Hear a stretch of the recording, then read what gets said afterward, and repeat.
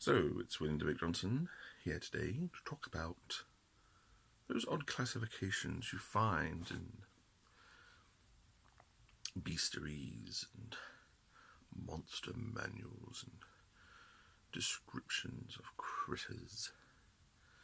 This was prompted by me picking up a magic item which said this is made from the bones of a fantastical hydra. And I immediately thought, a fantastical hydra? There are common hydra, there are domesticated hydra, there are wild hydra. And I know the GM was, just put in an extra word there to make it seem cool. But it got me thinking about all those weird, unnecessary designations you see in some games. This creature is a monster. Why is it a monster? Okay, well, yes, it's 8 foot at the 8 foot at the shoulder, and has a gory beak, and it's probably flattening with one swat of its claws.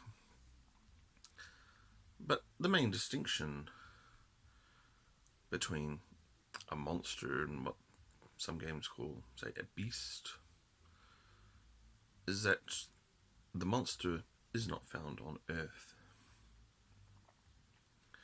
or was not found on Earth. And, a monster is something else, a creature from our mythology, or a fantastical creature is something fantastical. Now, it is fantastical to us. We do not have harpies or owlbears or dragons roaming around our landscape and doing things. But a world which has those are normal things.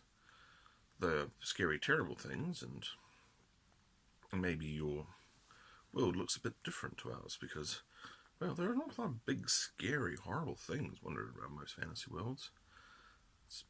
Maybe nations and communities are a lot smaller because they just don't have the luxury to expand into unknown regions because, well, getting eaten by owlbears is a thing in D&D worlds.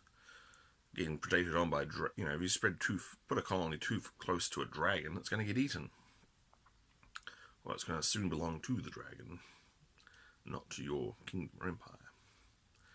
So there might be, and that will go a long way to explaining why, your civilizations are small pockets, probably based around very, somehow well-fortified cities, or like,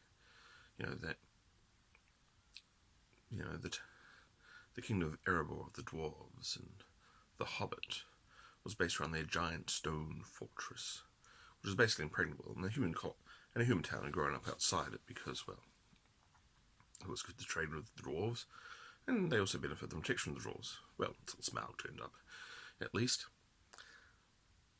But, the question again, but in Middle-earth, a dragon is a normal thing. They're kind of rare by the Third Age, but they're a normal thing. They are a person. They are people. And so are Ents and Hobbits and dwarves and orcs and elves. They're not fantastical creatures. Well, they are. They're quite fantastical to us, but to the people who live there, they're dwarves, elves, hobbits. If you live next to them, you know about them, you deal with them, you trade with them, you talk to them. And the same should go to the creatures. In a world of griffins, a griffin isn't a monster. Unless your definition of monster is so broad that it's like the one out of the first edition D&D, where practically everything was a monster, including people. Monster just meant something you encounter that you can probably kill.